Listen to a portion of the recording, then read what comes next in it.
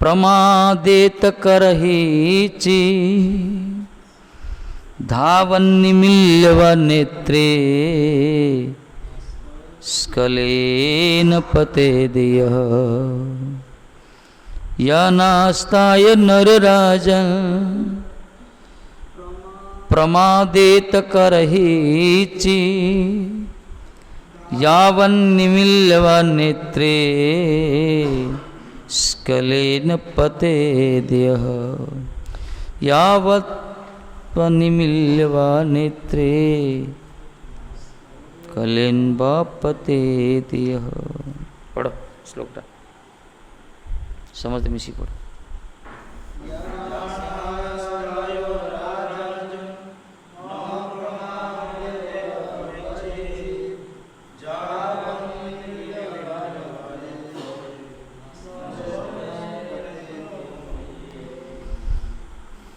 यानस्तय नरराजन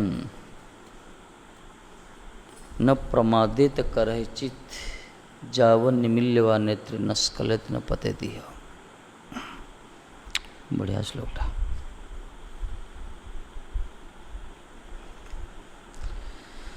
कहते किए हे राजन यन धर्मान किए कहते किए कहते कवि महाराज कवि जी कहते जोगिंद्र हे राजन यन धर्मान जो धर्म आस्ताय आश्रित नरः करहिचित कदाचित न प्रमादेत विघ्न न विहन्येत।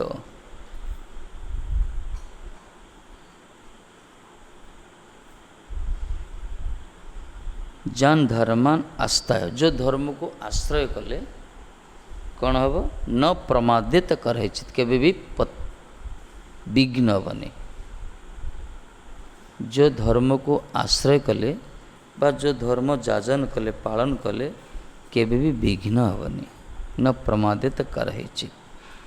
खाली सेति नुहे नेत्रे निमील्य वा यावन वा अपि इह भागवत धर्मेषु न स्खलित प्रत्यवाय न भवेत न पतेत। ये भागवत धर्म को जाजन कले आखि बंद करी भी दौड़िले पतन हेनी।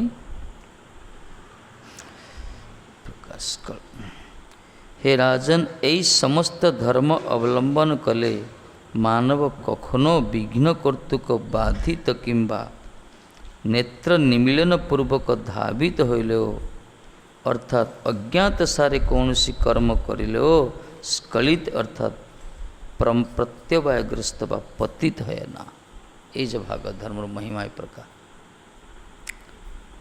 ये समस्त धर्म अवलंबन कले ये जो भागवत धर्म को जब जन आश्रय करिवो मनुष्य कखनो केबे भी विघ्न कर्तुक बाधित हेनी कौन सी विघ्न द्वारा तार बाधा हेनी। एथि भक्ति मार्ग जदि विघ्न भी आसला ये माने दृढ़ हो जाती प्रतिकूल जदि किसी आसला बाधक जो मैंने वास्तव में भजन धर्म जाजन कर आहरी जोर भजन करेंगे बाधक कला बंद करदे कहीं यही हूँ भागवत धर्मर फल।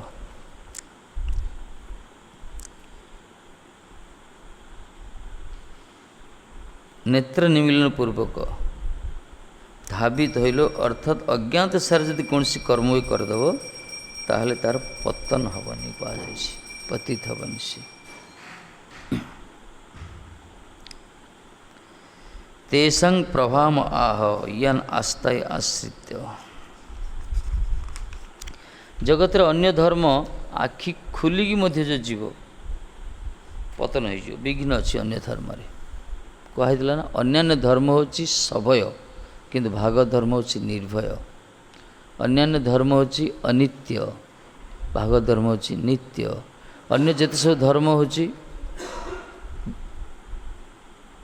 विशुद्ध नुहति भागवत धर्म विशुद्ध। अन्य जिते सब धर्म हूँ अज्ञानमय निरानंदमय। भागवत धर्म हूँ आनंदमय विज्ञानमय ज्ञानमय। अन्यान्य धर्म रे मंद उदय दय कल्याण होची किंतु भागवत धर्म रे अमंद उदय दय कल्याण होची। अन्यान्य धर्म मनुष्यर रुचि अनुसार शक्ति सृष्टि कराई, रुचि मुताबक पसंद मुताबक, किंतु भागवत धर्म आत्मार धर्म भगवान को तरफ प्रणीत ये ये शाश्वत सनातन कहुए। यही धर्म को जन जाजन कर बोले आखि बंद कर दौड़ भक्ति पथरे तार पतन ना स्खलन ना, आखि बंद कर दौड़े भागवत धर्म महिमा ए प्रकार भक्ति धर्म क्या ये वास्तव धर्म सत्य धर्म। ये से भागवत धर्म समूहर प्रभाव कहते भागवत धर्मर प्रभाव कि परा भागवत धर्म क्या कहला भगवान जो उपदेश सब देते बाणी देते आत्म उपलब्धि पाई अनभिज्ञ लोक मानकर आत्म उपलब्धि पाई भगवान जो सुंदर सुंदर उपदेश देते भगवत बाणी समूह होची भागवत धर्मर मूल। तेणु ये भागवत धर्म को जो माने ताकर प्रभाव देख प्रभाव कौन जार आश्रय करले अथवा विश्वास करले अर्थात जे धर्म समूह को आंतरिक भावे विश्वास करले आचरण करा तो दूरेर कथा संपूर्ण रूपे गर्व है ना गर्व है ना।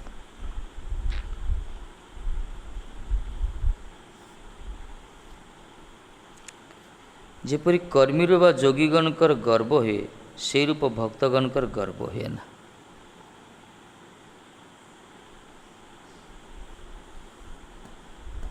भागवत धर्मर फल देख केमती कर्मी माने विभिन्न प्रकार कर्मकांड स्मार्थ को आश्रय करती गर्व आशेष ज्ञानी माने कर्मी होचंदी भोग भोग भोगी भोग भोगी माने से माने और जोगी मान ज्ञानी माने मुमुक्षु कहगला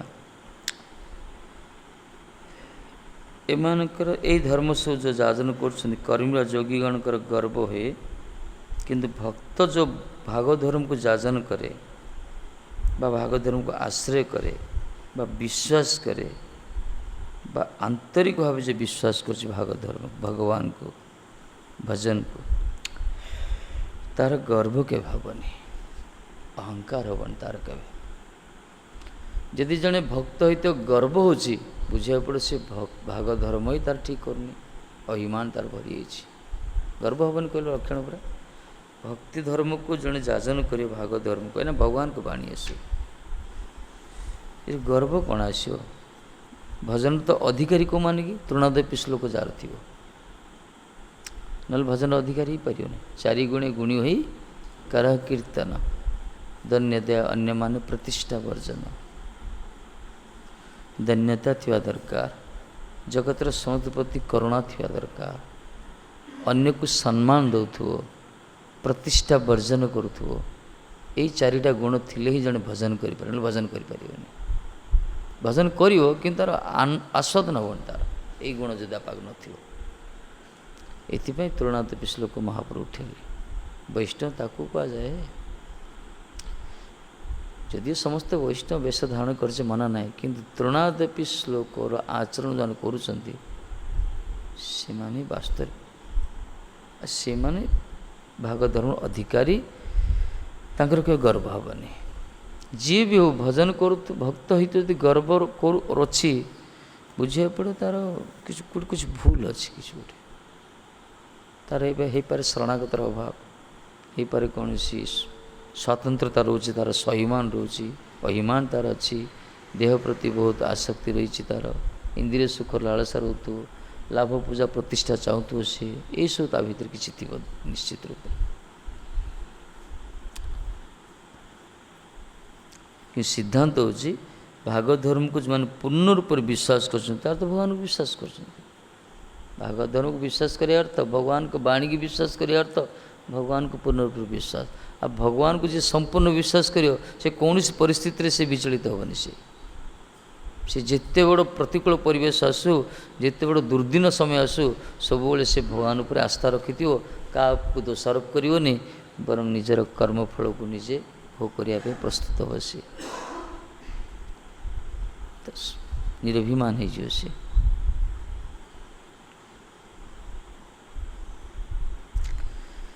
इतने भक्ति धर्म को जो मैंने आश्रय कर पूर्ण विश्वास कर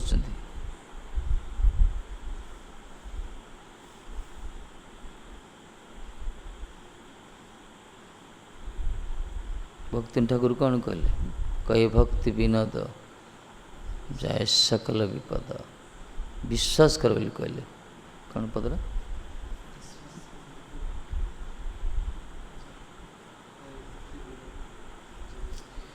तो करल विश्वास विश्वास करिया दरकार भगवान जे भजन कले जे सब विपद जाऊँगी हरिभजन कले सब विपद दूरीभूत हो सब समस्यार समाधान हो सबकि दुखर अंत हो पूर्ण विश्वास रखा दरकार विश्वास अभाव हो प्रेम वस्तु मिलनी भगवान परीक्षा करते ना भक्तान बहुत किसी आस विघ्न भी किंतु भजन रे बाधा दबनी सी विश्वास करिले अर्थात धर्म समूह को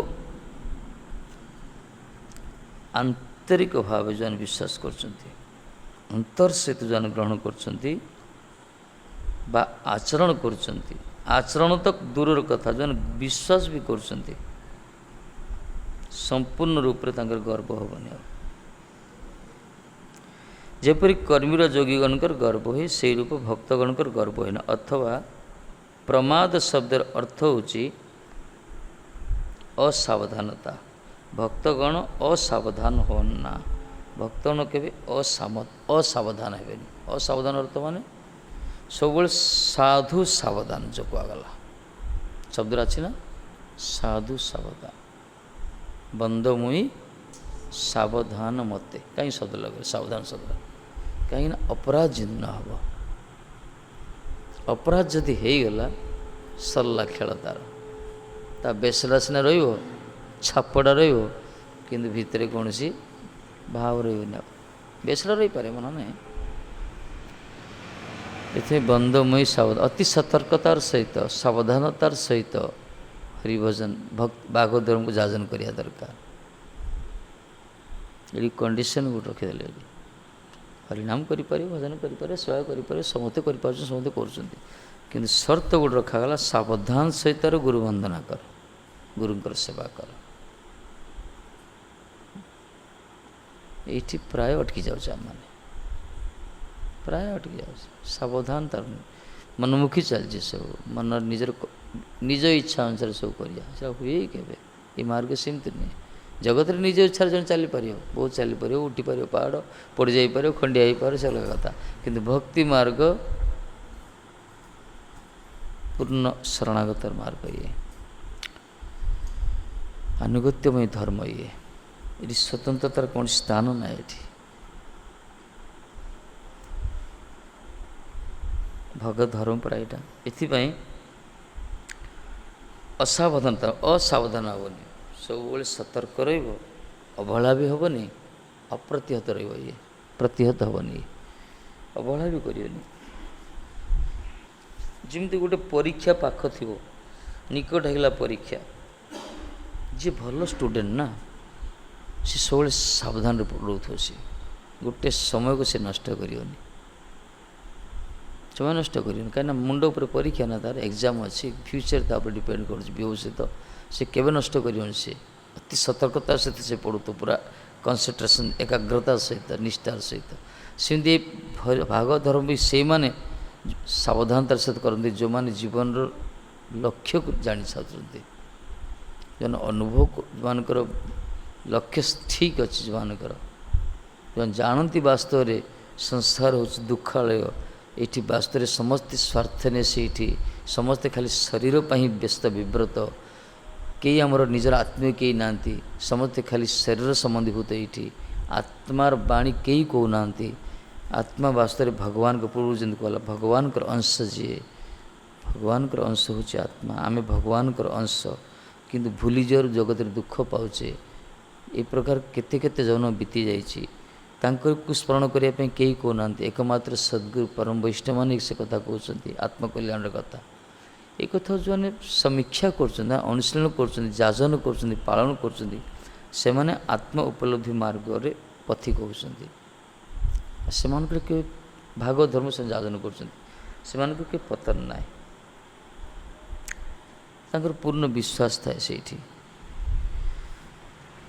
इतमें चारि धर्म जो वर्ण हो जो आश्रम हो वर्णाश्रम धर्म कथा कहगला जे वही जो एस पुरुष साक्षात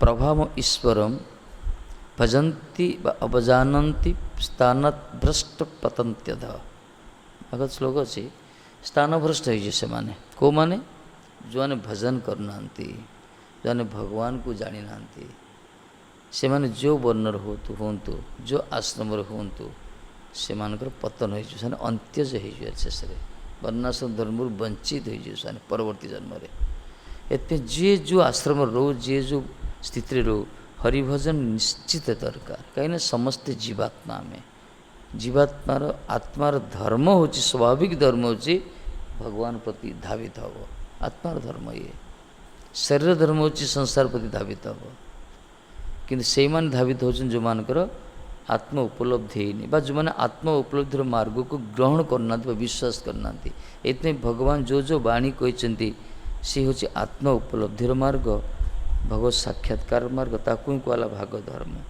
यही धर्म प्रति विश्वास रखा दरकार तार तो साधुर कथा वैष्णवर कथा गुरुवर्गर कथा ये कथा प्रति पूर्ण विश्वास रखा दरकार विश्वास अभाव जोड़ी हो जाए से असुविधा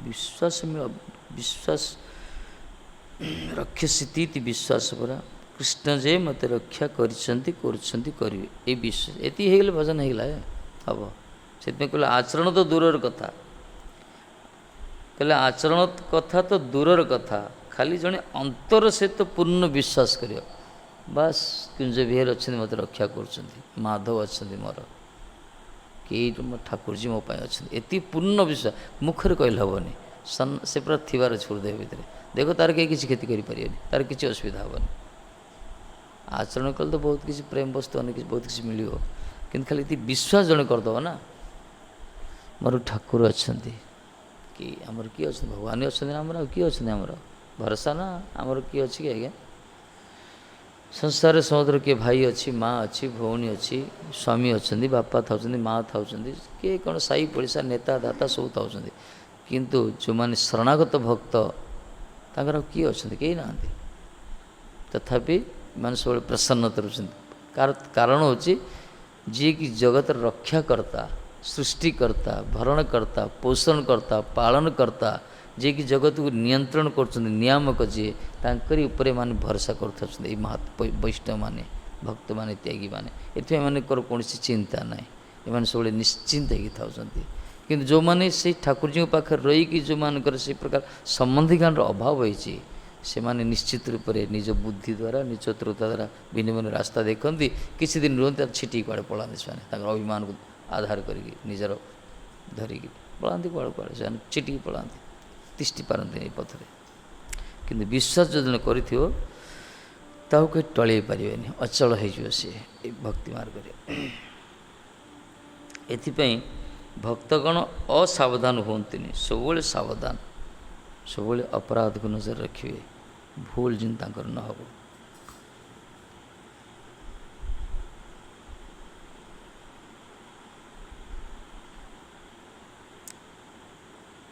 खामख्याली हेनी आमर हरिभजन टाक खामख्याली करदे अवहेला करदे गुरुत्व दौने गुरुवर्गर वाणी प्रति आम मान से विश्वास ना निजर स्वतंत्र और निज इच्छा मत आम सब करुचे तार परिणाम भोग करा पड़ो निजक आमको कहीं ये विश्वास अभाव है आम जो कहले ना बंदमुई सावधान अर्थर कौन श्री गुरु चरण पद्म केवल भक्ति सद्म बंदमुई सावधान मते श्री गुरु चरण कमल होती भक्तिर आश्रय स्थल तार्थ गुरुवर्ग होती भक्तिर मूल पुरुष जी आमको शिक्षा देते जगत को भक्ति मार्ग परिचालन कर भजन करियो ତା ଅର୍ଥ କ'ଣ କରିବେ? ସେ ଯେଉଁ ମାର୍ଗ ଦେଖାଇଛନ୍ତି, ସେ ଯେଉଁ ବାଣୀ କହିଛନ୍ତି, ସେ ବାଣୀ ପ୍ରତି ପୂର୍ଣ୍ଣ ବିଶ୍ୱାସ ରଖେ। ଗୁରୁ ମୁଖ ପଦ୍ମ ବାକ୍ୟ। ଗୁରୁଙ୍କୁ ଭଜନ କର ସାବଧାନ, ମାନେ ଗୁରୁକୁ ଆରତି ସାବଧାନରେ କରିବନି, କାଳେ ନିଆଁ ପିଆଁ ଲାଗିଯିବ, ଚୁଟିରେ ଲାଗିଯିବ, ଏଇ ପ୍ରକାର ବିଚାର ନାହିଁ। ବା ଆଲଟଟା କଲ ନାକଡ଼ ବାଜିବ ବୋଲି ସେ ପ୍ରକାର ସାବଧାନ କଥା କୁହାଯାଏନି। ଗୁରୁଙ୍କର ସାବଧାନରେ ଭଜନ କରିବା ଅର୍ଥ ହେଉଛି ସେ ଯେଉଁ ଆଦେଶ କରିଛନ୍ତି, ଉପଦେଶ କରିଛନ୍ତି, ଅନୁଦେଶ କରିଛନ୍ତି, ନିର୍ଦ୍ଦେଶ ଦେଇଛନ୍ତି, ସେ ଯେଉଁ କହିଛନ୍ତି ନା ବାଣୀ, ସେ ବାଣୀ ପ୍ରତି ନିଷ୍ଠାର ସହିତ ଗୁରୁତ୍ୱ ଦେଇ ପୂର୍ଣ୍ଣ ବିଶ୍ୱାସ ସହିତ ଯେଉଁମାନେ ଭକ୍ତି ମାର୍ଗ ଚାଲୁଛନ୍ତି ତାଙ୍କର କେବେ କ୍ଷତି ହେଇନି, ତାଙ୍କର କେବେ ନଷ୍ଟ ହେଇନି, ତାଙ୍କର ବିଘ୍ନ ହେଇନି, ତାଙ୍କ ଜୀବନରେ ବହୁତ ଉନ୍ନତି ହେଇଛି। କିନ୍ତୁ ଯେଉଁମାନେ এই ସମ୍ବନ୍ଧ ନାହିଁ ନା ବାଣୀ ପ୍ରତି ତାଙ୍କ ବିଶ୍ୱାସ ନାହିଁ, ନିଜର ସ୍ୱତନ୍ତ୍ର ଇଚ୍ଛାରେ ଯେଉଁମାନେ ପରିଚାଳିତ ହେଉଛନ୍ତି, ସେମାନେ ସବୁ ଧକ୍କା ଖାଇଛନ୍ତି ମାର୍ଗରେ। ସମସ୍ତେ ଖାଇଛନ୍ତି ଧକ୍କା, ବହୁତ ଉଚ୍ଚ ସ୍ଥିତି ଯାଉଛନ୍ତି, ଖସି ପଡ଼ୁଛନ୍ତି। ଆମେ କିଛି ଆର ବହୁତ ସାଧାରଣ ଭଜନ କରୁଛନ୍ତି, ବହୁତ ସ୍ଥିତି ଯାଉଛନ୍ତି, କିନ୍ତୁ ତାଙ୍କ ଯେତେବେଳେ ଅଭିମାନ ଆସିছে ନିଜର ଯୋଗ୍ୟତା ପ୍ରତି, ନିଜର ସ୍ୱାତନ୍ତ୍ରତା ପ୍ରତି, ନିଜର, ସେ ଧୀରେ ଧୀରେ ସେମାନେ ଗୁରୁ ପ୍ରତି ଗୁରୁଙ୍କର ଗୁରୁତ୍ୱଟାକୁ ସେମାନେ ବୁଝିପାରିବେନି, କେବେ ବୁଝିପାରିବେନି। ଶିଷ୍ୟ ତ ତାକୁ କୁହାଯାଏ ନା ଗୁରୁର ଗୁରୁତ୍ୱକୁ ଯିଏ ଅନୁଭବ କରେ। ଏଥିପାଇଁ ଭକ୍ତ କେବଳ ଅସାବଧାନ ହେବନି। ଗୁରୁବର୍ଗ ଯାହା କହିଛନ୍ତି ଭଜନ ନିଷ୍ଠା ସହିତ କରିଆସି, ଅପରାଧରୁ ଦୂରେଇ ରହିବ, ସେ ସବୁବେଳେ ଆନୁଗତ୍ୟମୟ ସେ ରହିବ, ସ୍ୱତନ୍ତ୍ରତା କେବେ ସେ କରିବନି। ଏହି ପ୍ରକାର ସବୁ ରହିଛି ଆମର। କରିମାନ ପାଇଁ, ଜ୍ଞାନୀମାନ ପାଇଁ ଏତେ ନାହିଁ, ସେମାନେ ତାଙ୍କର ସ୍ୱତନ୍ତ୍ର ଇଚ୍ଛାରେ ସେମାନେ ଯାହା କରିପାରିବେ। ଅର୍ଥ ପାଇଁ ତୁମେ ଦେଖ, ଅର୍ଥ ଜଣେ ରୋଜଗାର କଲା, ତୁମେ ଯେମିତି ବାହାରୁ ରୋଜଗାର କରି ତାକୁ ତ ଅର୍ଥ ଦରକାର। ଜଣେ ରୋଜଗାର କଲା, ସେ କେମିତି ଖର୍ଚ୍ଚ କରିବ, ସେ ତା ନିଜ ଉପରେ ନିର୍ଭର। ସେଇଟା ଠିକ୍ ମାର୍ଗରେ ଖର୍ଚ୍ଚ କରିବ କି ଭୁଲ ମାର୍ଗରେ କରିବ, ସେ ତା ଉପରେ ନିର୍ଭର। ତାର ନିଜର ଇନକମ୍, ସେଇଟା ତା ଉପରେ କିଏ କହିପାରିବେନି, ତା ଫଳ ସେ ଭୋଗିବ। କିନ୍ତୁ ପରମାର୍ଥ ସଂଗ୍ରହ ବା ପରମାର୍ଥଟା କିଛି ନିୟମ ଭିତରେ ହେଲେ ହେବ। ଅର୍ଥକୁ ଅସତ ଉପାୟରେ ଅର୍ଜନ କରାଯାଇପାରିବ, କିନ୍ତୁ ପରମାର୍ଥ ଅସତ ଉପାୟରେ ଅର୍ଜନ କିଏ କରିପାରିବେନି। ଏ ମାର୍ଗ ହିଁ ନାହିଁ ଅସତରେ। ଏଠି ଅସତ ଯେ କରେ ସେ ଚ୍ୟୁତ ହୋଇଯିବ ପଥରକୁ, ସେ ରହିପାରିବନି ସ୍ଥିତିରେ। ଏଠି ଜଗତରେ ଅର୍ଥଟାକୁ ଅସତ ଉପାୟରେ ଅର୍ଜନ କରାଯାଇପାରେ, କରୁଛନ୍ତି ମଧ୍ୟ, ତା'ର ଫଳ ଭୋଗୁଛି, ସେ ଅଲଗା କଥା। କିନ୍ତୁ ପରମାର୍ଥ ଏମିତି ଗୋଟେ ତତ୍ତ୍ୱ, ଆକୁ ଅସତ ଉପାୟରେ କିଏ ଆଜି ପର୍ଯ୍ୟନ୍ତ ଆହରଣ କରିନି, ସଂଗ୍ରହ କରିନାହାନ୍ତି। କାହିଁକିନା ମାର୍ଗଟା ହେଉଛି ସତ୍ ମାର୍ଗ। ଏଠି ସବୁବେଳେ ସତ୍ରେ ହିଁ ପୂଜାରୀମାନଙ୍କ ସ୍ଥାନ। ଏଠି ସତ୍ୟ ବସ୍ତୁ। ଏଠି ଯଦି ଅସତ ଯଦି କିଛି କରେ, ତା ଫଳ ତାକୁ ଭୋଗିବ, ସେ ଭଜନର ଚ୍ୟୁତ ହୋଇଯିବ। ଏଥିପାଇଁ ହରିଭଜନ ଯେଉଁ କୁହାଯାଇଛି ନା, ଯିଏ ଯେଉଁ ଭାବରେ ଭଜନ କରେ ତାର ସେଇ ପ୍ରକାର ଇନ୍ଦ୍ରିୟ ସଂଯମତା ଆସେ। କିନ୍ତୁ ଭଜନର ପ୍ରଭାବ ଅନୁସାରେ ଆମେ ବର୍ତ୍ତମାନ ହରିଭଜନଟାକୁ ଗୁରୁତ୍ୱ ଦେଉନେ, ଏଥିପାଇଁ ଆମର ଇନ୍ଦ୍ରିୟ ସବୁ ଅସଂଯତ ହେଇଛି। କିନ୍ତୁ ଯେଉଁମାନେ ହରିଭଜନଟାକୁ ଗୁରୁତ୍ୱର ସହିତ କରୁଛନ୍ତି, ସେମାନେ ସେ 24 ଘଣ୍ଟା ତାଙ୍କ ପାଇଁ କମ୍ ହୋଇଯିବ। ସେମାନେ ଆଉ କୌଣସି ସୁଖ ପ୍ରତି ସେମାନେ ଧାବିତ ହେବେନି, ତାଙ୍କ ଇନ୍ଦ୍ରିୟ କେବଳ ବିଶୃଙ୍ଖଳିତ ହେବନି। ଏଥିପାଇଁ ଭଜନ ସହିତ ଆମର ସମସ୍ତ ଇନ୍ଦ୍ରିୟ ଗୁଡ଼ିକର ସମ୍ବନ୍ଧ ରହିଛି। ଯିଏ ଯେତିକି ପରିମାଣରେ ଭଜନ କରେ, ତାର ସମସ୍ତ ଇନ୍ଦ୍ରିୟ ଭଗବତ ପ୍ରତି ଧାବିତ ହେବ। ସେ ସବୁବେଳେ ସାବଧାନ ରହୁଥିବ, ସତର୍କ ରହୁଥିବ। ଅତଏବ এই ଭାଗବତ ଧର୍ମେ ବିଘ୍ନ ସମୂହର ପ୍ରଭାବ ନାହିଁ। ଭାଗବତ ଧର୍ମରେ ବିଘ୍ନ ନାହିଁ। ବିଘ୍ନ ଆସିବ, କିନ୍ତୁ ତାକୁ ତାର କ୍ଷତି କରିପାରିବନି। ଭାଗବତ ଧର୍ମ ଯାହା ଯାଜନ କରୁଛନ୍ତି, ଭକ୍ତି ମାର୍ଗରେ ପକ୍ତନ ନାହିଁ ପରା। ନ ମେ ଭକ୍ତ ପ୍ରଣଶ୍ୟନ୍ତି। ହେ କୁନ୍ତି ପୁତ୍ର, ତମେ ଜାଣ, ଯାଅ ଏ କଥା କୁହ, କୌନ୍ତେ ପ୍ରତି ଜାନିହ ନ ମେ ଭକ୍ତ ପ୍ରଣଶ୍ୟନ୍ତି। ଅର୍ଜୁନକୁ ମାଧ୍ୟମ କରି ଠାକୁରଜୀ କହିଲେ, ହେ ଅର୍ଜୁନ, ତମେ ଯାଇ ଜଗତରେ ପ୍ରଚାର କର, କୁହ ଭକ୍ତର ବିନାଶ ନାହିଁ, ଭକ୍ତର କ୍ଷତି ନାହିଁ, ଭକ୍ତର ନଷ୍ଟ ନାହିଁ, ଭକ୍ତର ପତନ ନାହିଁ। ଯେହେତୁ ଅର୍ଜୁନ ଜଣେ ଭକ୍ତ ଦ୍ୱାରା ସେ କଥା କହିଲେ, ଜଗତକୁ ପ୍ରଚାର କରିଲେ। ଭାଗବତ ଧର୍ମରେ ବିଘ୍ନ ନାହିଁ।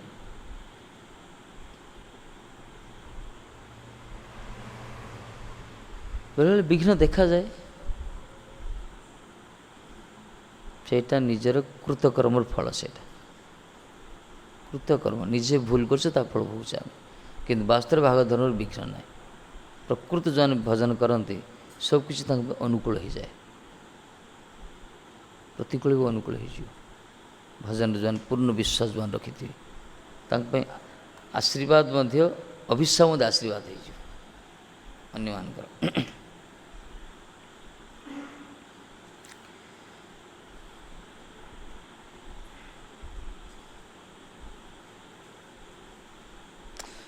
ତାପରେ ଭକ୍ତର ବିଘ୍ନ କାହାକୁ କୁହାଗଲା? ଯେଉଁଠି ଭଜନ ବାଧା ସେଟା ତ ବିଘ୍ନ। ଆମର ଯେଉଁ କ୍ରିୟା, ଯେଉଁ ବୃତ୍ତି, ଯେଉଁ କର୍ମ, ଯେଉଁ ଭାବନା, ଯେଉଁ ଚିନ୍ତନ, ଯେଉଁ ବାସନା ହରିଭଜନରେ ବାଧା ହେଉଛି ସେଇଟା ଆମ ପାଇଁ ବିଘ୍ନ। କିନ୍ତୁ ଯାହା ବି ଆମର ଭଜନର ଅନୁକୂଳ ହେଉଛି ସେଇଟା ଆମ ପାଇଁ ମଙ୍ଗଳମୟ। ଏଇଟା ନିଜ ଉପରେ ନିର୍ଭର। ଏଇଟା ନିଜ ଉପରେ ନିର୍ଭର। ଏଇଟା ସେଇଟା ଆମର ବିଘ୍ନ କୁହାଗଲା। ଭାଗବତ ଧର୍ମ ପକ୍ଷରେ ଅର୍ଥାତ୍ ଏହି ଧର୍ମକେ ଆଶ୍ରୟ କରିବା, ଚକ୍ଷୁ ମୁଦ୍ରିତ କରିବା ବା ଖୁଲିଆ ଧାବିତ ହଇଲ ପଦସ୍ଖଳନ ବା ପକ୍ଷେ ପତନ ହୁଏ ନା। ଏ ଭାଗବତ ଧର୍ମ ଏତେ ସୁନ୍ଦର ମାର୍ଗ। ଆକୁ ଏ ଭକ୍ତି ଧର୍ମ, ଏ ଆତ୍ମାର ଧର୍ମକୁ ଯେଉଁମାନେ ଭକ୍ତି ଯୋଗୁଁ ଯେଉଁମାନେ ଯାଜନ କରୁଛନ୍ତି, ପାଳନ କରୁଛନ୍ତି ବା ଆଶ୍ରୟ ହେଇଛନ୍ତି ବୈଷ୍ଣବ ଧର୍ମରେ, ଯେଉଁମାନେ ଆଶ୍ରୟ କରିଛନ୍ତି ସେମାନେ ଚକ୍ଷୁ ବନ୍ଦ କରନ୍ତୁ କି ଚକ୍ଷୁ ଖୋଲିକି ଧାବିତ ହୁଅନ୍ତୁ, ପଦସ୍ଖଳନ ହେବନି, ସେମାନେ ପତନ ହେବନି ତାଙ୍କର।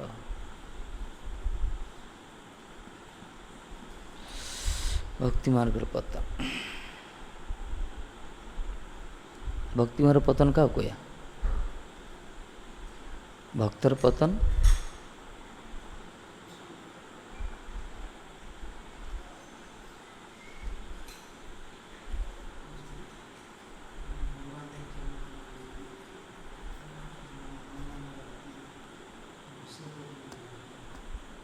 ପତନଶୀଳ। ଭକ୍ତ ଯଦି ଭୋଗୀ ହେଇଗଲା ପତନ ହେଇଗଲା, ଯୋଗୀ ଯଦି ରୋଗୀ ହେଇଗଲା ପତନ ହେଇଗଲା। ନିୟମ ଏଇଟା, ଏ ସମସ୍ତ ପାଇଁ ସୂତ୍ର, ଆମମାନଙ୍କ ପାଇଁ। ଭକ୍ତ କେବେ ନିଜକୁ ଭୋକ୍ତା ଭାବେନି, ଭକ୍ତ ସବୁବେଳେ ନିଜକୁ ସେବକ ଭାବେ। ଭକ୍ତ ଯଦି ସୁଖ ଚାହିଁଲା ସେଠି ତାର ଭଜନରେ ବାଧା। ଆଉ ସେଥିପାଇଁ ସେ ଯଦି ଅନବରତ ପ୍ରୟାସ କରୁଛି, ବୁଝିବାକୁ ପଡ଼ିବ, ଧୀରେ ଧୀରେ ଭଜନରୁ ସେ ଚ୍ୟୁତ ହେଇଯିବ, ସେ ଲାଇନ୍ ଚ୍ୟୁତ ତାର। ବାସ୍ତବରେ ଭଗବତ ଧର୍ମକୁ ଯେଉଁମାନେ ପୂର୍ଣ୍ଣ ବିଶ୍ୱାସ ସହିତ ଯାଜନ କରନ୍ତି ତାଙ୍କର ପତନ ନାହିଁ। ତାଙ୍କର ଆଖି ବନ୍ଦ କରି ଦୌଡ଼ିଲେ ମଧ୍ୟ ପଦସ୍ଖଳନ ହେବନି, ତା ତ ପତନ ହେବନି। ଭଗବାନ ତାଙ୍କୁ ରକ୍ଷା କରିବେ।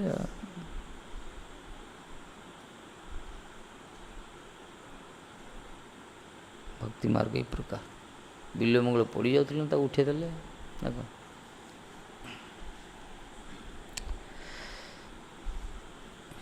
যেমন কোনো ব্যক্তি কর্তৃক কোনো এক ব্যক্তিকে সমীচীন অতি সুগম পথে আনিয়া এই ব্যক্তি অন্যকে বলেন আমার উপদিষ্ট এই পথ দিয়া চক্ষু মুদ্রিত করিয়া সুখে দৌড়াইয়া যাও, তোমার কোনো সংশয় নাই।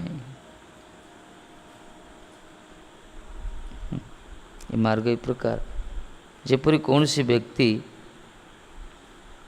ଅନ୍ୟ କୌଣସି ବ୍ୟକ୍ତିକୁ ସୁଗମ ପଥକୁ ଆଣି ସେ କହିବ, ଦେଖ ଭାଇ ତୁମେ ଆଖି ବନ୍ଦ କରି ମୁଁ ଯେଉଁ ପଥ କଥାକୁ ମାର୍ଗ ଦେଖାଉଛି ସେ ମାର୍ଗରେ ତୁମେ ଚାଲ, ଦୌଡ଼, ଦେଖିବ ତୁମର କୌଣସି କ୍ଷତି ହେବନି। ଏ ଭାଗ ଧର୍ମ ସେ ପ୍ରକାର। ଭଗବାନ କହିଛନ୍ତି ନିଜେ এই ଭକ୍ତି ଧର୍ମକୁ ଯେଉଁମାନେ ଯାଜନ କରନ୍ତି, ଆଶ୍ରୟ କରନ୍ତି, ପୂର୍ଣ୍ଣ ବିଶ୍ୱାସ ସହିତ ଗ୍ରହଣ କରନ୍ତି, ତାଙ୍କର ପତନ ନାହିଁ, ଭଗବାନ ତାଙ୍କୁ ରକ୍ଷା କରୁଛନ୍ତି। କିନ୍ତୁ ଅନ୍ୟାନ୍ୟ ଧର୍ମରେ କେହି ରକ୍ଷା କରିବେନି। ଟିକେ ଭୁଲ ହେଇଗଲେ, ଦେବତାମାନଙ୍କୁ ପୂଜା କରୁଥିବ, ଭୁଲ ହେଇଗଲେ ଓଲଟା ସେମାନେ ରାଗିଯିବେ, ଓଲଟା ତାଙ୍କେ ରୁଷ୍ଟ ବି ହୁଅନ୍ତି, ଶିଷ୍ଟ ବି ହୁଅନ୍ତି ତାଙ୍କର। କିନ୍ତୁ ଭଗବାନଙ୍କର ସେମିତି ନାହିଁ। ଭଜନ କରୁଥିବା ଯଦି ଭଜନ ନ କରେ ସେ ରାଗନ୍ତିନି, ବରଂ କୃପା କରନ୍ତି। ସନ୍ତାନ ଯଦି କଥା ନ ଶୁଣିଲା ପିତାମାତା କ'ଣ ରାଗନ୍ତି କି? ନା, ବରଂ ତାର ମଙ୍ଗଳ ଚିନ୍ତା କରନ୍ତି ସେମାନେ। ପିଲାଟା ଅବାଧ ହେଇଗଲା, ଭଲ ବାଟକୁ ଆସୁ ବୋଲି ସେମାନେ ପ୍ରୟାସ କରନ୍ତି। ସେମିତି ଭଗବାନ ବି ସେ ପ୍ରକାର। ठाकुर जी किंतु भगवान का श्रीकृष्ण का छड़ा जेते सब देवता अच्छा अन्य मानकर से माने पूजा करुथबो संतुष्ट पूजा बंद कले असंतुष्ट कि आम ठाकुर जी सेमती नुहति तो पूजा कर भी कृपाभीष्ट कृपा करती पूजा न कल और बेसी प्रयास सुजोग दियंती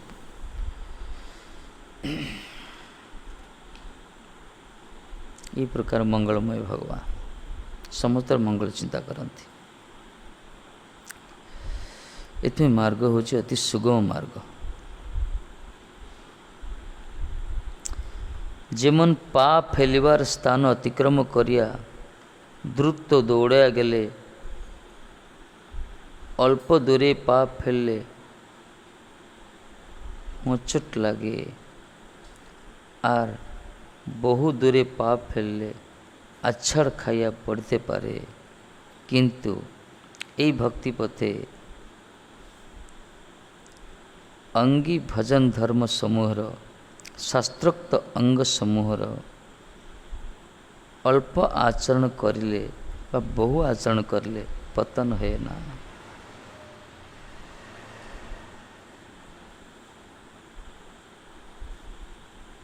उदाहरण देला बुझल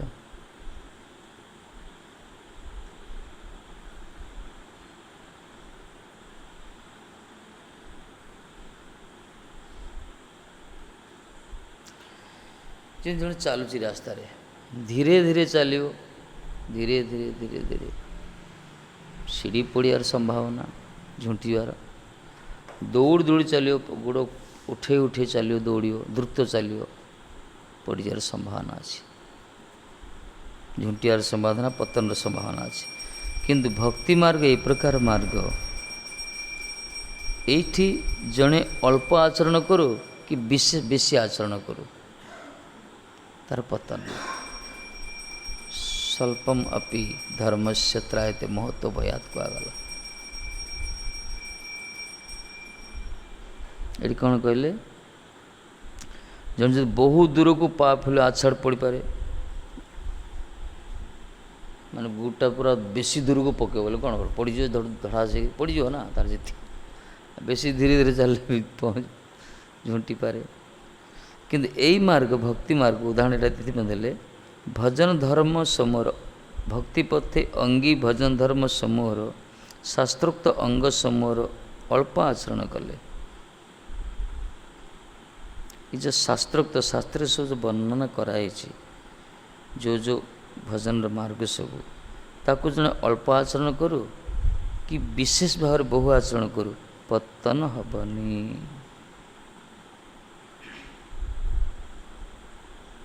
पतन से गोटे कहला क्षणर्धे पिलो के अस्मिन सेवाधि सत्संग सेवाधि नृणाम कहले ना अत आत्यंतिक क्षेम पृच्छाम भगवता नगा आत्यंतिक क्षेम कहल मांगले कौन इस संसार रे गोटे क्षणर अर्ध अस्मिन लोके ये लोकरे गोटे अर्ध क्षण मुहूर्त परिमित समित गोटे मुहूर्त परिमित समय मध्य जदि किए सत्संग करछे ताल तार आत्यंतिक कल्याण हो जाए एमती कौन जगत को धर्म ना गोटे मुहूर्तर अधा अल्प समय अति अल्प समय मध्य जो मैंने जाजन करछंती सत्संग करछंती सेमानकर जो मैंने बहुत सत्संग करछंती कौन हम गोटे मुहूर्तर सत्संग फल प्रकार एथिपे तुलयाम लभे ना पिना स्वर्ग ना पुनर्भव भगवत भक्ति संग से किमुतांग मर्त्य नः भगवान भक्त मानकर संग भक्त संगर जो महिमा गोटे मुहूर्त अल्प समय भक्त गोटे मुहूर्त परिमित भक्त संगर फल सहित जो तुलना कर स्वर्ग सुख भी तुलनीय नुहे तुलयाम लभे ना पी ना स्वर्गं ना पुनर्भवम अपुनर्भवम मुक्ति सुख मध्य अति तुच्छ भक्ति सत्संग पाखे स्वर्ग सुख मध्य किछि नुहे गोटे क्षणिक मुहूर्त जदि सत्संग जड़े कर भगवत संगी संगस्य गोटे भगवान भक्त मानकर संग लाभ जो जड़े कर गोटे सत्संग ସେଇ ଭକ୍ତମାନଙ୍କର ସଙ୍ଗରେ ସତ୍ସଙ୍ଗର ଫଳ ଅନୁସାରେ ସ୍ୱର୍ଗ ସୁଖ ବି ଅତି ତୁଚ୍ଛ, ଅପବର୍ଗ ମୁକ୍ତି ସୁଖ ତୁଚ୍ଛ, କି ମୂର୍ତ୍ତାଙ୍ଗ ମର୍ତ୍ତ୍ୟନ ଶେଷ। ଏ ଜଗତରେ ଇନ୍ଦ୍ରିୟ ସୁଖ ତ ଗଣନା ହିଁ କରାଯାଉନି ତା ତୁଳନାରେ। ଭକ୍ତମାନଙ୍କର ସାନ୍ନିଧ୍ୟରେ ଭକ୍ତ ସଙ୍ଗରେ ଯେଉଁ ଆନନ୍ଦ ମିଳେ, ଏଇ ଆନନ୍ଦ ତୁଳନାରେ ଜଗତର ମର୍ତ୍ତ୍ୟ ସୁଖ କ'ଣ, ଆକୁ ବି ଗଣନା କରାଯାଏନି। ସ୍ୱର୍ଗ ସୁଖ ଯୋଡ଼ି ମୁକ୍ତି ସୁଖ ଯୋଡ଼ି ତୁଚ୍ଛ ହେଇଯାଇଛି। ଏଥିପାଇଁ এই ମାର୍ଗ ଜଣେ ଅଳ୍ପ ଆଚରଣ କରୁ କି ବିଶେଷ ବହୁ ଆଚରଣ କରୁ, ତାର ପତନ ହେବନି। ବରଂ ଅଳ୍ପ ଆଚରଣ କଲେ ସେଇଟା ପେଣ୍ଡିଂ ରହିଲା, ପରବର୍ତ୍ତୀ ଜନ୍ମରେ ସେଇଠୁ ଆରମ୍ଭ ହେବ ଯେଉଁଠି ବାକି ରହିଥିବ।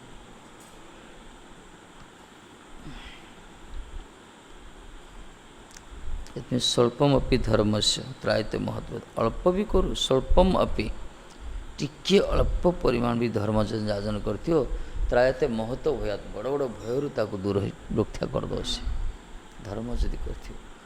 ଭାଗ ଧର୍ମ ସେମିତି ଆକୁ ଯେଉଁମାନେ ଯାଜନ କରୁଛନ୍ତି।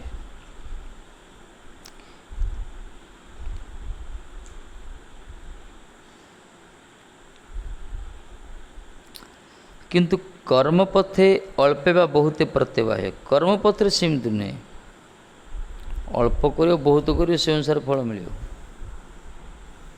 କର୍ମପଥରେ ଅତଏବ ଭକ୍ତି ଧର୍ମର ଫଳ ହଇତେ ଭ୍ରଷ୍ଟ ହେ ନା।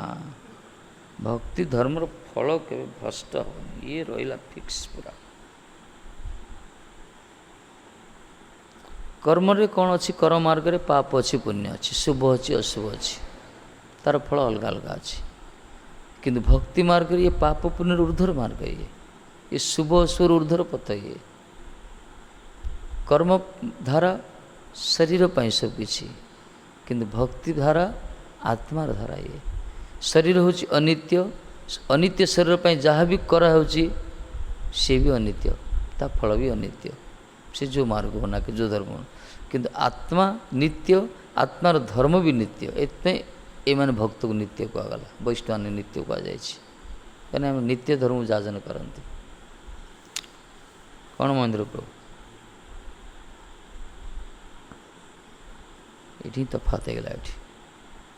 ଏଥିପାଇଁ କର ମାର୍ଗ, ଜ୍ଞାନ ମାର୍ଗ, ଯେତେ ସବୁ ମାର୍ଗ ସବୁ ଅଛି ଏସବୁ ନିତ୍ୟ ନୁହନ୍ତି, ଏସବୁ ସାମୟିକ।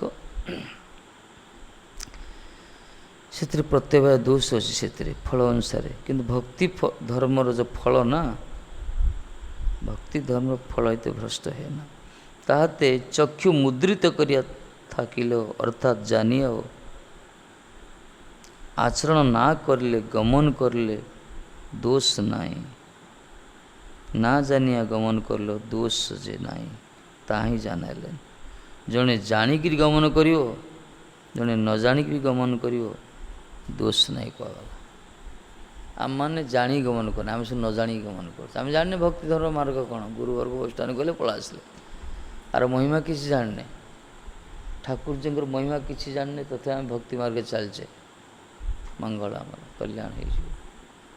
ଯେଉଁମାନେ ଶାସ୍ତ୍ର ଅନୁଶୀଳନ କରି ଜାଣୁଛନ୍ତି, ଅନୁଭବ କରୁଛନ୍ତି, ତାଙ୍କ କଥା ତ ଅଲଗା, ସ୍ୱାମୀ ପତ୍ନୀ। ଏଥିପାଇଁ କୁହାଯାଇଛି ଭକ୍ତି ଧର୍ମର ଫଳ କେବେ ଭ୍ରଷ୍ଟ ହୋଇନି। ତାହାତେ ଚକ୍ଷୁ ବନ୍ଦ କରି ରହିଲେ ମଧ୍ୟ, ତା ଅର୍ଥ ଜାଣିକିରି ଆଚରଣ ନା କରିବା ଗମନ କରିଲେ ଦୋଷ ନାହିଁ। ଆଚରଣ ନ କରି ଗମନ କଲେ ଦୋଷ ନାହିଁ, ବା ନ ଜାଣିକିରି ଗମନ କଲେ ଦୋଷ ନାହିଁ, ତାହା ଜାଣିଲେ।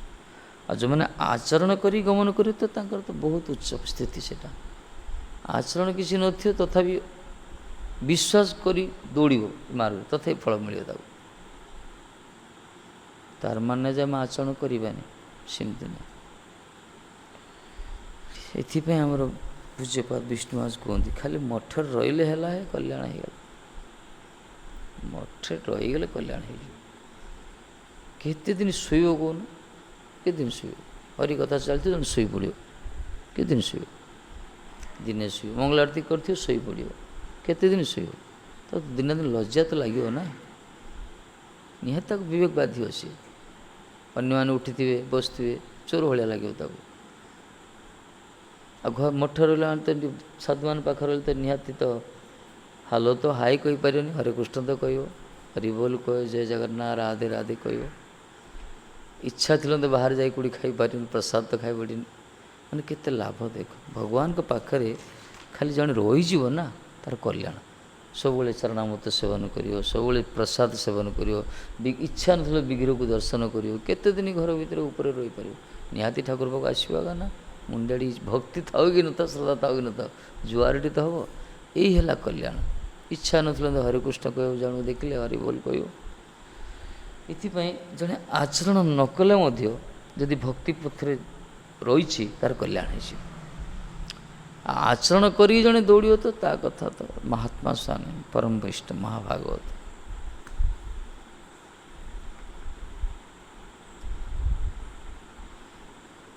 କିନ୍ତୁ ଅନ୍ୟାନ୍ୟ ମାର୍ଗରେ ସେମିତି ନୁହେଁ। ଦୋକାନଟା ଖୋଲିଥିବ, ଶୋଇ ପଡ଼ିଥିବ, ବେପାର ହେବ କି? ଷଣ୍ଢ ଆସିକି ଖାଇଦେଇକି ପଳେଇବ, ସବୁ ସରିଲା। କିନ୍ତୁ ମଠରେ ଶୋଇଲେ ମଧ୍ୟ କ'ଣ ହେଲା? ଧାମରେ ଶୋଇଲେ ସମାଧି ଯେମିତି, ବିଗ୍ରହ ପାଖରେ ଶୋଇଛ। ସଂସାରରେ ମରିବା, ହସ୍ପିଟାଲରେ ଫୁଟପାଥରେ ମରିବା ସମାନ। କିନ୍ତୁ ଭଗବାନ ପାଖରେ ମରିବା, ବିଗ୍ରହଙ୍କ ପାଖରେ, ଆଲେଖ ପାଖରେ ଭଗବାନଙ୍କୁ ଚିନ୍ତନ କରି ମରିବା, ସେ ସ୍ଥିତି ଅଲଗା। ମୃତ୍ୟୁ ତ ସମସ୍ତଙ୍କୁ ଆସେ, କିନ୍ତୁ କ୍ରିୟାଟା ଅଲଗା। ଏଇଥିପାଇଁ କହୁଛନ୍ତି ଜଣେ ଆଚରଣ କରି ଧାବିତ ହଉ, ଆଚରଣ ନା କରିବା ଗମନ କଲେ ଦୋଷ ନାହିଁ, ବା ନା ଜାଣିବା ଗମନ କଲେ ଦୋଷ ନାହିଁ, ତାହା ହିଁ ଜଣାଛନ୍ତି। କିନ୍ତୁ ଏଇଟା ଆମମାନଙ୍କ ପାଇଁ ନୁହେଁ, ଏଇଟା ନୂଆମାନଙ୍କୁ, ଯେଉଁମାନଙ୍କ ପାଇଁ। ଆଉ ଥରେ ସଦ୍ଗୁରୁ ଆସିଥିବେ ଭକ୍ତି ମାର୍ଗକୁ ଆସିଲା ପରେ ଆଚରଣ ନ କଲେ ଦୋଷ ନାହିଁ ବୋଲି ଆଚରଣ କରିବ ନା ନାହିଁ। ଏଥିପାଇଁ ଆମକୁ ସାବଧାନ ସତର୍କ କୁହାଗଲା। ଆମମାନଙ୍କୁ ଆଚରଣ ନିହାତି ଦରକାର, ନିଶ୍ଚିତ ଦରକାର। ଯେଉଁମାନେ ସଂସାରରେ ଅଛନ୍ତି, ଭକ୍ତି ମାର୍ଗ ତ କିଛି ଜାଣିନାହାନ୍ତି, ପ୍ରଥମ ଥର ପାଇଁ ଆସୁଛନ୍ତି ମାର୍ଗକୁ, ସେମାନେ ଆଚରଣ ନ କରନ୍ତୁ, ଦୌଡ଼ିଲେ ଶ୍ରଦ୍ଧାର ସହିତ ଆସିଗଲେ ତାଙ୍କର କଲ୍ୟାଣ ହେଇଯିବ। ବିଶ୍ୱାସ ଯଦି କରିଦେବେ, ଯାହା ରାଧେ ରାଧେ, କଲ୍ୟାଣ ହେଇଯିବ, ଧୀରେ ଧୀରେ ତାଙ୍କର କଲ୍ୟାଣ। କିନ୍ତୁ ଯେଉଁମାନେ ଆସିଯାଇଛନ୍ତି ଅଲରେଡ଼ି ଭକ୍ତି ମାର୍ଗକୁ, ସଦ୍ଗୁରୁ ଆଶ୍ରିତ ହେଇଛନ୍ତି, ନିଶ୍ଚିତ ରୂପେ ଆଚରଣ କରିବା ଦରକାର। ଏଥିପାଇଁ ଆଚରଣ ବିହୀନ ଯେଉଁମାନେ ହେଇଥିବେ ତାଙ୍କୁ ମହାପ୍ରଭୁ କେବେ ସନ୍ତୁଷ୍ଟ ହୁଅନ୍ତିନି, ପ୍ରସନ୍ନ ହୁଅନ୍ତିନି। ଆଚାର ବିଚାର ଯାହାର ନଥିବ ସେମାନଙ୍କ ପ୍ରତି ଭଗବାନ ପ୍ରସନ୍ନ ହୁଅନ୍ତିନି।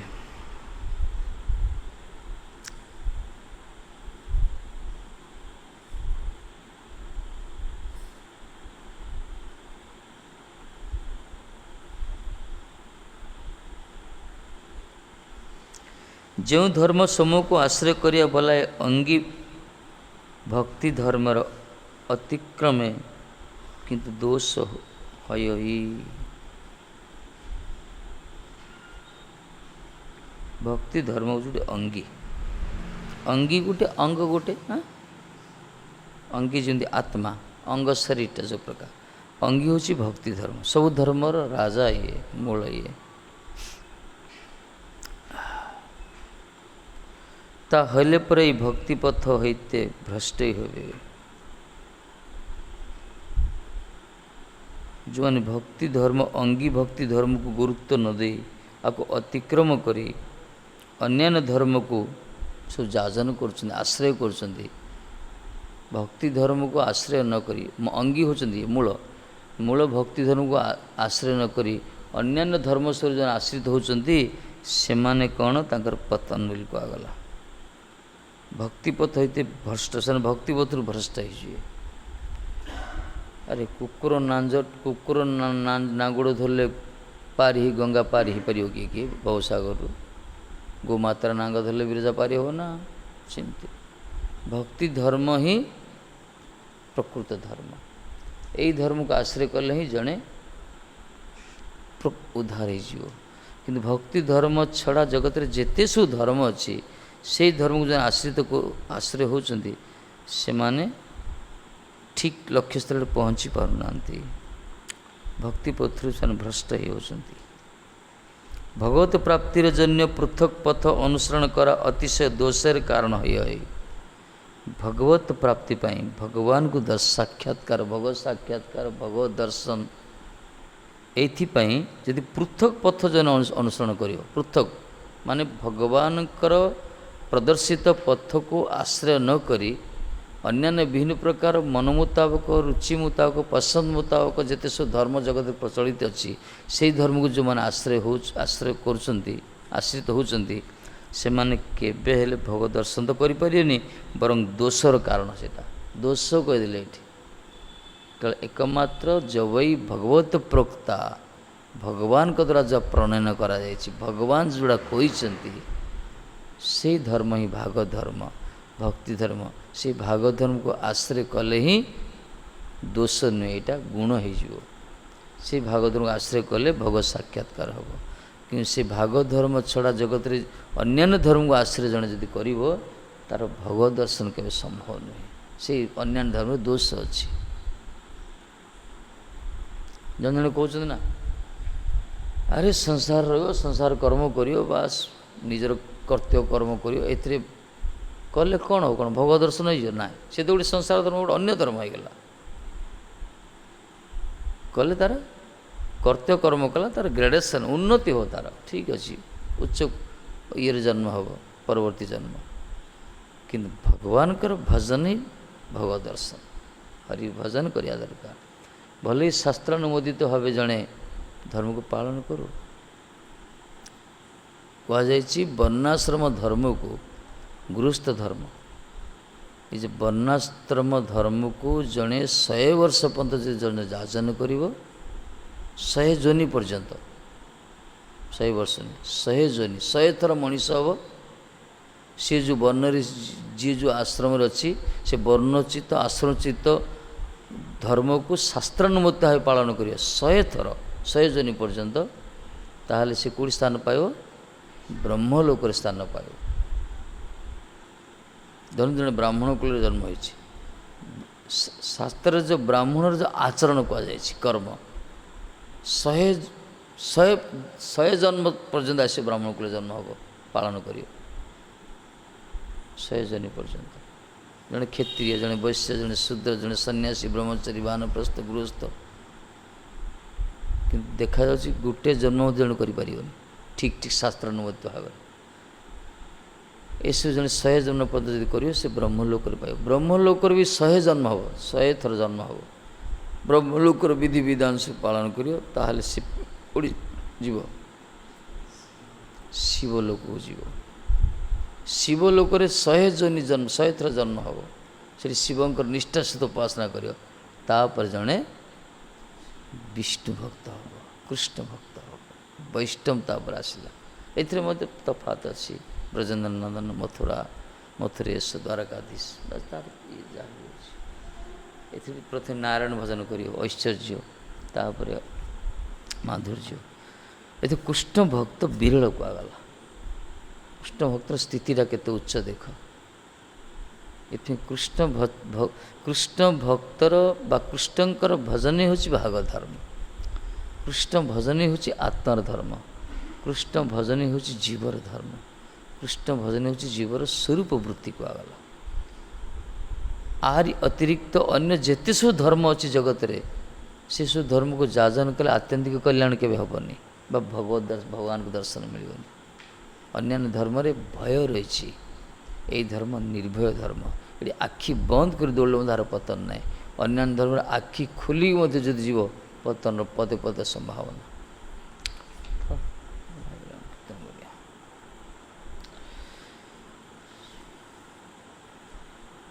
श्लोकटा घुषियो है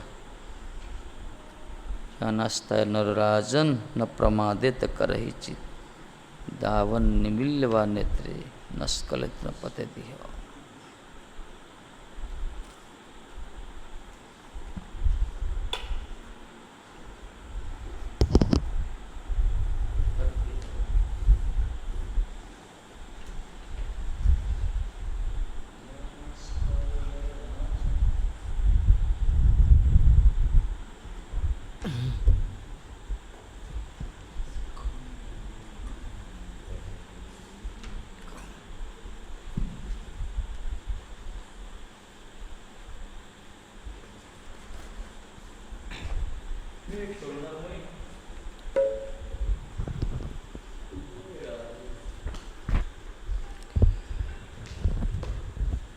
Hi. कृष्ण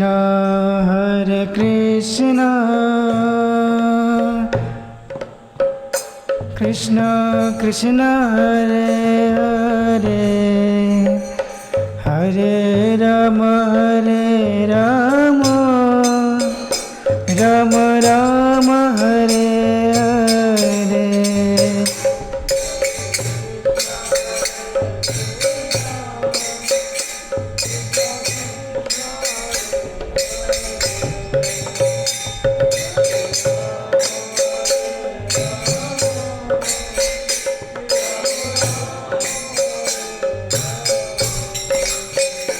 हरे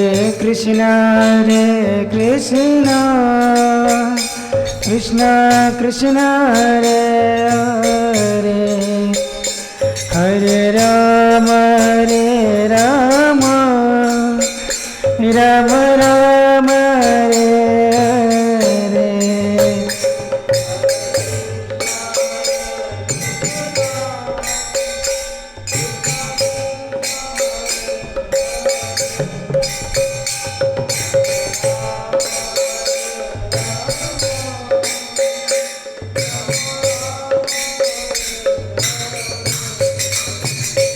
हरे कृष्ण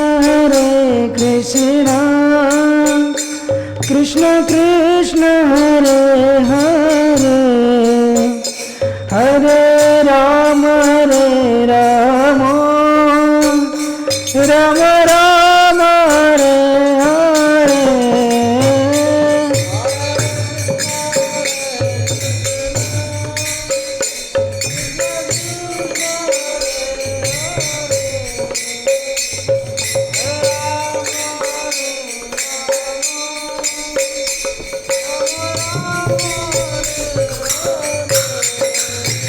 हरे कृष्ण कृष्ण कृष्ण हरे हरे हरे राम राम राम हरे हरे।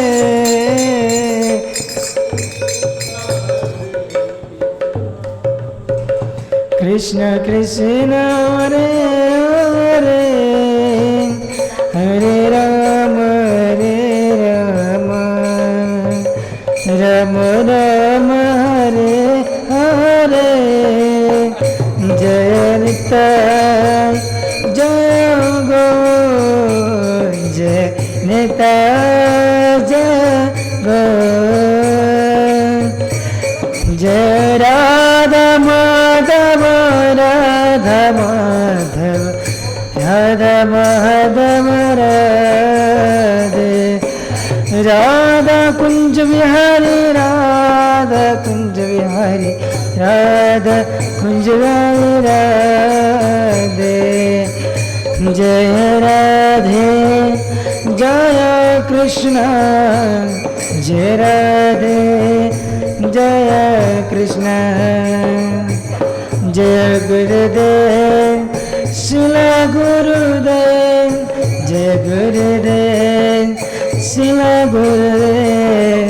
जय प्रभुपाद शिला प्रभुपाद जय प्रभुपाद शिला प्रभुपाद।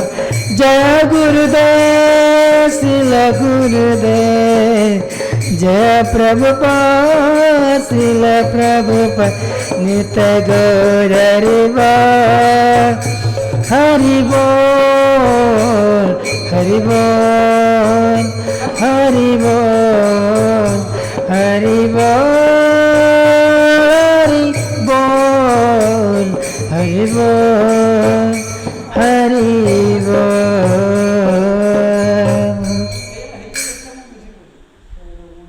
जय हम विष्णुपाद भक्ति विचार विष्णु गोस्वामी महाराज की जय। जय इंकलाब विष्णुपाद परमहंस परिव्राज का अच्छा जय अष्टोत्तर श्रीमद् भक्ति वैपुरी गोस्वामी महाराज जी। जय इंकलाब विष्णुपाद जगद्गुरु श्रील भक्ति सिद्धांत प्रभुपाद की जय। जय इंकलाब विष्णुपाद सच्चिदानंद श्री भक्ति ठाकुर महाराज की जय। जय इंकलाब विष्णुपाद वैष्णव सर्वेश्वर रघुनाथ श्री महाराज छोड़ गोस्वामी प्रभु जी नाम दृष्ट प्रेम से कोई श्री कृष्ण चैतन्य प्रभु नित्यानंद श्री हरिदास शिव सदगुरु पंचतत्व की जय। चारिधाम की जय, चारि वेद की जय, चारि संप्रदाय की जय, चारि आचार्य की जय, आकर मोटर से तत्व जय, ब्रह्मवादी गुड़ संप्रदाय की जय, जय संध्या आरती कीर्तन की जय, भगवत महापुराण की जय, जय पूज्य पाति दंडी भक्ति विलास पूज्य महाराज की जय, अनंत कोटि विष्णु जय, गौर प्रेमानंद हरि बोल।